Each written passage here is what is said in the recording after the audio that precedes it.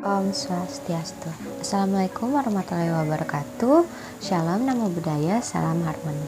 Halo semuanya, perkenalkan nama saya Rita Syagres dengan 3 NIM digit terakhir 003.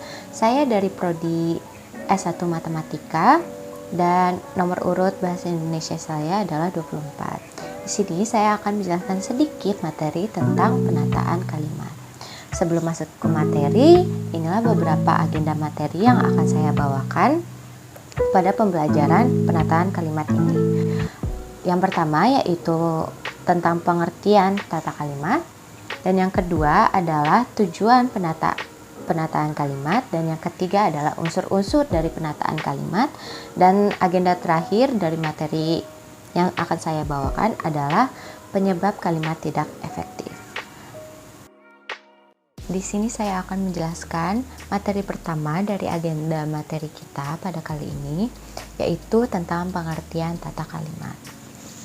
Pengertian tata dalam Kamus Besar Bahasa Indonesia adalah kaidah, aturan, dan susunan atau cara menyusun. Sedangkan pengertian kalimat adalah satuan bahasa berupa kata atau rangkaian kata yang dapat berdiri sendiri dan menyatakan makna yang lengkap. Kalimat adalah satuan bahasa terkecil yang mengungkapkan pikiran yang utuh, baik dengan cara lisan maupun tulisan. Dalam wujud lisan, kalimat diucapkan dengan suara naik turun, di sela jeda, dan diakhiri dengan intonasi akhir. Dalam wujud tulisan, kalimat dimulai dengan huruf kapital dan diakhiri dengan tanda titik, tanda tanya, dan tanda seru. Contoh kalimat, ada penulisan saya makan ayam goreng. Di sini kita bisa mengidentifikasikan bahwa kata-kata tersebut merupakan sebuah kalimat. Namun jika kita hanya menulis saya makan, itu tidak bisa dikatakan kalimat. Mengapa? Karena saya makan tidak mempunyai intonasi akhir. Namun tulisan ini bisa disebut dengan klausa, karena masih bisa ditambahkan dengan kata-kata yang lain dan masih ada intonasi akhir yang bisa dilengkapi.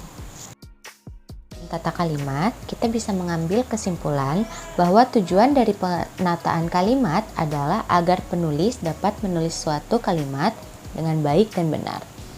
Dengan memperhatikan tanda bacanya, mengetahui pola kalimat yang sesuai, memberi ciri-ciri suatu yang sesuai, dan kelogisannya dalam penyampaian kalimat.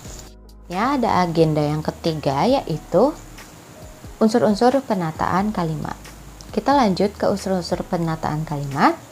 Unsur-unsur kalimat terdiri dari SPOK, yaitu subjek, predikat, objek, dan keterangan. Sebagai contoh, terdapat kalimat paman memerah susu di peternakan sapi miliknya. Di kalimat ini terdapat 4 unsur penataan kalimat di dalamnya. Yang pertama adalah paman yang berunsur sebagai subjek.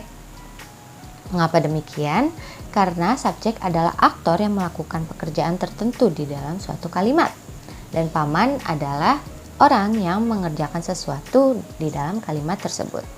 Yang kedua adalah memerah yang berunsur sebagai predikat.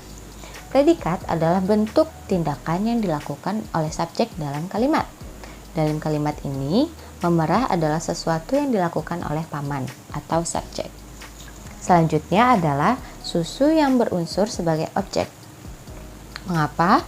Karena objek adalah benda atau hal yang dijadikan sasaran untuk diteliti atau yang diperhatikan oleh subjek.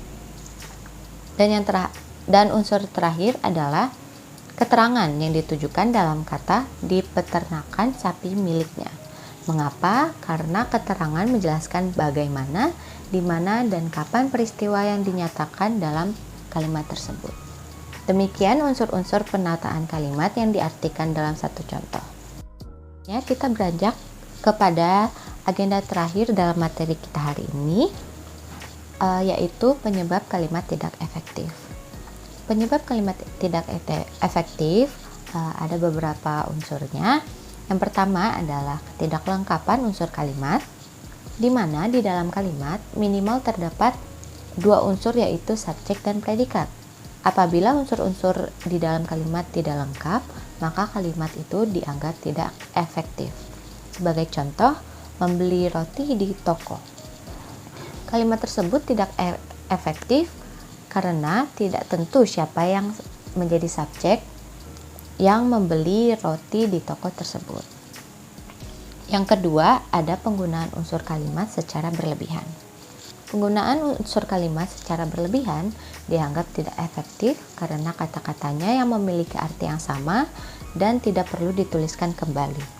Sebagai contoh, para murid-murid sedang membaca buku di perpustakaan. Kalimat tersebut tidak efektif karena pemakaian kata para dan murid-murid keduanya menunjukkan kata yang jamak.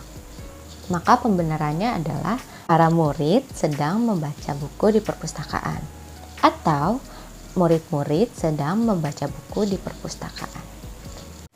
Baik, sekian materi kecil tentang penataan kalimat yang telah saya paparkan dari awal hingga akhir video ini. Adapun referensi yang saya gunakan dalam pembuatan video ini yakni video berjudul Bahasa Indonesia Strip Tata Kalimat yang dipublikasikan oleh channel Kalasan Jaya. Sekian, saya harap materi yang telah saya paparkan dapat membuat para penonton mengerti tentang penataan kalimat, dan mohon maaf jika ada kesalahan kata dan juga kesalahan penulisan. Terima kasih, saya Rutasha Grace dengan NIM 2113101003 pamit undur diri. Swastiastu, Wassalamualaikum warahmatullahi wabarakatuh. Shalom, Namo Buddhaya, Salam Harmoni.